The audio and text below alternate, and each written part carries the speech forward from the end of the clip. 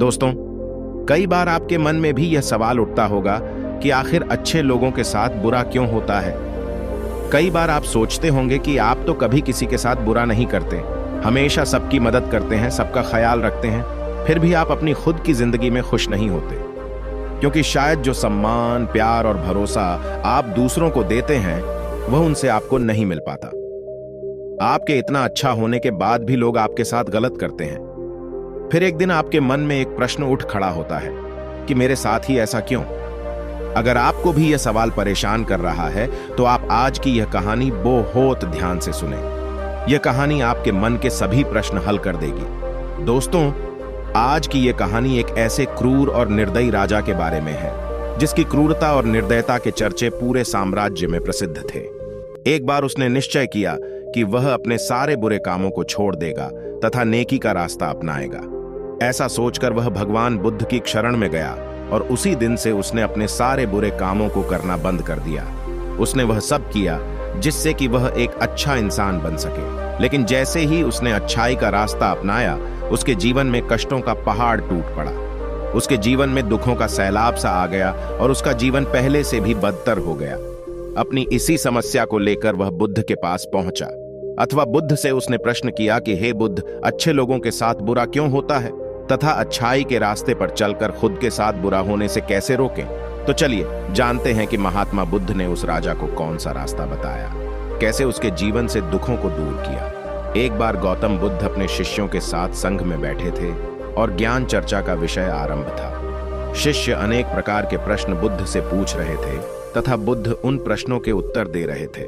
तभी वहां मगध सम्राट अजातशत्रु आ जाते हैं। राजा गौतम बुद्ध को प्रणाम करके कहते हैं कि हे बुद्ध, आपसे मिलने से पहले मैं एक निर्दयी और खूंखार सम्राट के रूप में प्रसिद्ध था। मेरी क्रूरता के चर्चे विश्व भर में थे। लोग मेरा नाम सुनते ही भय से कांपने लगते थे। लोगों में मेरा डर था, लेकिन जब से मैं आपका अनुयायी बना हूं, नेकी के रास्ते पर चलने लगा हूं, तब से सभी लोग मेरे सीधेपन का गलत फायदा उठा रहे हैं। पहले मैं किसी की जान लेने से पहले एक पल के लिए भी नहीं सोचता था और छोटी छोटी गलतियों के लिए भी अपराधियों को मृत्युदंड की सजा सुना देता था। लोग मुझे मृत्यु का दूसरा रूप मानते थे। पड़ोसी राज्य हमेशा इसी खौफ में रहते थे कि पता नहीं मैं कब उन पर हमला करके उन्हें बर्बाद कर दूं। मेरे भय और क्रूरता के चलते कोई भी राज्य मेरे खिलाफ षड्यंत्र रचने या मगध पर हमला करने के बारे में सोच भी नहीं सकता था। लेकिन जब से मैं आपकी शरण में आया हूं, आपके अहिंसा के विचारों को जीवन में अपनाया है, तब से लोगों के बीच मेरा भय बिल्कुल खत्म हो गया है। मेरे राज्य में अपराधों की संख्या बढ़ गई है। रोज नित्य नए अपराध होते रहते हैं। मेरे सेनापति और मंत्री मेरे और मेरे परिवार के खिलाफ षड्यंत्र रचते हैं। पड़ोसी राज्य मगध साम्राज्य की सीमाओं की जमीन पर कब्जा करने की कोशिश करते हैं और मगध के व्यापारियों के व्यापार में बाधा उत्पन्न करते हैं। सम्राट अजातशत्रु आगे कहते हैं कि मैं आपके अहिंसा के विचारों को समझता हूं, लेकिन मेरे मन में एक प्रश्न है। आपकी आज्ञा हो तो मैं वह प्रश्न आपसे पूछना चाहता हूं। बुद्ध बोले, कहो तुम्हारा क्या प्रश्न है? अजातशत्रु ने कहा, एक राजा का कर्तव्य है कि वह अन्याय के खिलाफ युद्ध करे, अपने राज्य के नियमों का प्रजा से सख्ती से पालन करवाए। लेकिन इसमें हिंसा तो होगी ही, लोगों को दुख दर्द भी होगा, खून भी बहेगा। तो क्या एक अपराधी को दंड देना अनुचित है? क्या अपने राज्य के लिए, अपनी संपत्ति के लिए, अपने परिवार की सुरक्षा के लिए युद्ध करना गलत है? बुद्ध मुस्कुराए और बोले, अजातशत्रु, इससे पहले कि मैं तुम्हारे प्रश्न का उत्तर दूं, मैं तुम्हें एक कहानी सुनाना चाहता हूं। इससे तुम्हें अपने प्रश्न का उत्तर मिल जाएगा। एक बार एक भिक्षु एक गांव से गुजर रहा था। रास्ते में उसे एक पीपल का पेड़ मिला। उसने सोचा, क्यों ना कुछ देर इस पेड़ के नीचे आराम कर लिया जाए। ऐसा सोचकर भिक्षु जैसे ही उस पेड़ की तरफ बढ़ता है तो कुछ लोग उसे रोककर कहते हैं कि वहां मत जाइए, अगर आप सुरक्षित रहना चाहते हैं तो वहां मत जाइए। इतना सुनकर भिक्षु पहले तो सोच में पड़ गया, फिर लोगों से इसका कारण पूछा। भिक्षु के पूछने पर लोग बताते हैं कि वहां एक बहुत ही जहरीला सांप रहता है जो बहुत लोगों को डस चुका है। वह इतना खतरनाक है कि जो कोई भी उसके सामने आता है या इस वृक्ष के नीचे बैठता है, वह उसे डस कर मार देता है। वह जिस भी वृक्ष में रहता है, लोग उस वृक्ष के पास से गुजरने से भी डरते हैं। बच्चे उसके नीचे खेलने के बारे में सोचते भी नहीं हैं। भिक्षु मुस्कुराता है और कहता है कि एक दिन तो सबको मरना ही है। अगर मुझे आज मरना होगा तो उसे कोई नहीं रोक सकता। यदि आज मेरी मृत्यु होनी है तो होकर ही रहेगी। यह कहकर भिक्षु आगे बढ़ जाता है और पेड़ के नीचे जाकर बैठ जाता है। भिक्षु को वहां बैठा देखकर सांप उसे काटने के लिए नीचे आता है और अपना फैन उठाकर उसे काटने के लिए आगे बढ़ता है। लेकिन सांप को आता देख भिक्षु तनिक भी नहीं घबराया। वह पूरे शांत चित्त के साथ वहीं बैठा रहा। यह देख सांप को बड़ा आश्चर्य हुआ कि यह कैसा मनुष्य है जहां सब लोग मुझे देखते ही थर थर कांपने लगते हैं। यह इतने आराम से ध्यान मग्न होकर बैठा है। सांप अपनी जीभ बाहर निकालते हुए बोला कि हे महात्मा, मैं एक बहुत ही जहरीला सांप हूं। क्या तुम्हें मौत से डर नहीं लगता कि मैं तुम्हें मार दूंगा? भिक्षु सांप से कहता है कि इसमें डरने वाली कौन सी बात है। मैं जीवन और मृत्यु से ऊपर हो चुका हूं। मुझे किसी बात का डर नहीं है। मुझे मृत्यु से कोई भय नहीं है, न ही जीवन की कोई लालसा है। तो मैं तुमसे क्यों भयभीत होऊंगा? भिक्षु ने सांप को उपदेश दिया कि तुम जो कर रहे हो वह हिंसा है। तुम्हारे काटने से लोगों को बहुत पीड़ा होती है और कई बार तो उनकी मृत्यु भी हो जाती है। तुम जो भी करते हो इसीलिए करते हो ताकि कोई तुम्हें मार ना दे। भयभीत तो तुम हो और अपने इसी डर के कारण तुम सबको मार देते हो। भिक्षु की बातें सुनकर सांप हैरान हो जाता है। उसने आज तक केवल ऐसे ही व्यक्ति देखे थे जो उसे मारने की कोशिश करते थे और उससे डर कर भाग जाते थे। पहली बार उसने ऐसे किसी व्यक्ति को देखा था जो उससे डरा नहीं बल्कि निर्भय होकर उससे बात कर रहा है। भिक्षु की बात सुनकर सांप के अंदर वैराग्य जाग गया। उसने निश्चय किया कि आज के बाद वह किसी को नुकसान नहीं पहुंचाएगा, किसी को नहीं काटेगा और ना ही किसी को डराएगा। सांप भिक्षु के पैरों में गिरकर कहता है कि हे महात्मा, मैंने आज तक जो कुछ भी किया सिर्फ अपनी जान बचाने के लिए किया है। यदि मैं यह रूप धारण नहीं करता तो लोग मुझे मार देते।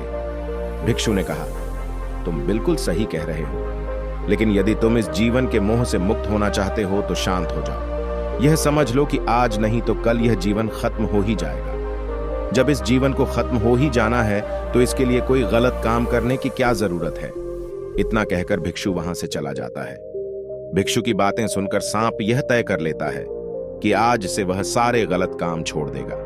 वह न ही किसी को डसेगा और न ही किसी को डराएगा। धीरे धीरे यह खबर पूरे गांव में फैल गई कि सांप अहिंसक हो गया है। उसने काटना भी छोड़ दिया है और डराना भी। इसके बाद लोगों ने सांप से डरना ही छोड़ दिया। जो लोग पहले उससे डरकर भागते थे अब वही उसे मारने की कोशिश करने लगते हैं।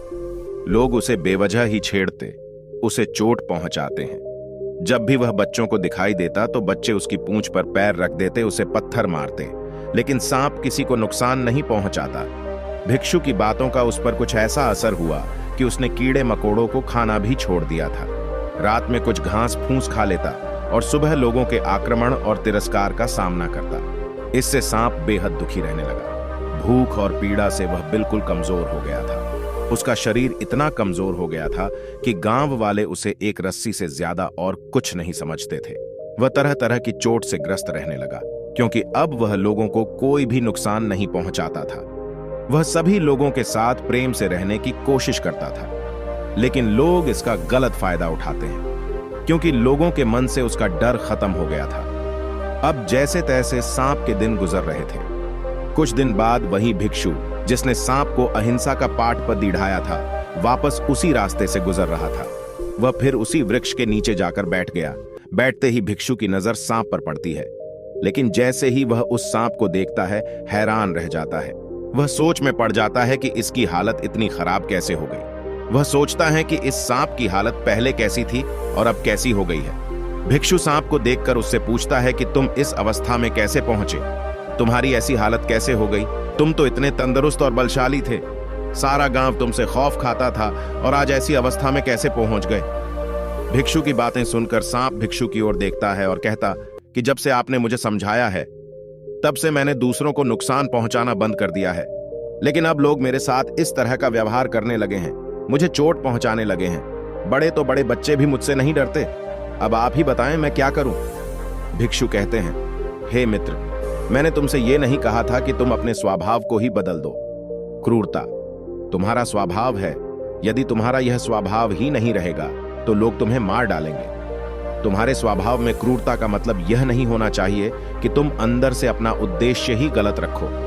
तुम्हें भीतर से अपने आप को सही रखते हुए बाहर से सबको वही दिखाना होगा जो जरूरी है। सांप एक जहरीला जीव है, इसीलिए लोगों के मन में उसके लिए डर होना जरूरी है, क्योंकि यदि उनके मन में तुम्हारे लिए डर नहीं होगा तो वह तुम्हें हानि ही पहुंचाएंगे, परंतु बल्कि अपराधी को उसके अपराध और दुष्कर्मों की सजा ही मिलनी चाहिए। यदि क्रोध, लोभ और ईर्ष्या बीच में आ जाएगी तो न्याय कभी नहीं हो पाएगा। बुराई को भलाई से जीतो। यदि बुराई भलाई पर हावी होने लगी तो मनुष्यता का नाश होगा। यदि बुराई को हटाने के लिए युद्ध भी करना पड़े तो वह भी करो, लेकिन कभी भी उस युद्ध कारण तुम स्वयं न बनो। यदि युद्ध करना ही पड़े तो सही उद्देश्य के लिए करो। अजातशत्रु ने महात्मा बुद्ध के सामने हाथ जोड़ दिए और कहा कि हे बुद्ध, आपकी इन बातों ने मेरे अंदर के सारे प्रश्न और सारी उथल पुथल को शांत कर दिया है। अब मैं सारी बात समझ चुका हूं। धन्य है मेरा भाग्य जो मेरे जीवन में आप पधारे। इसके बाद अजातशत्रु बुद्ध से आज्ञा लेकर महल में वापस चले जाते हैं। तो दोस्तों, आज की इस कहानी से आप इसका भाव समझ ही गए होंगे। मुझे आशा है आपको आज की यह कहानी पसंद आई होगी।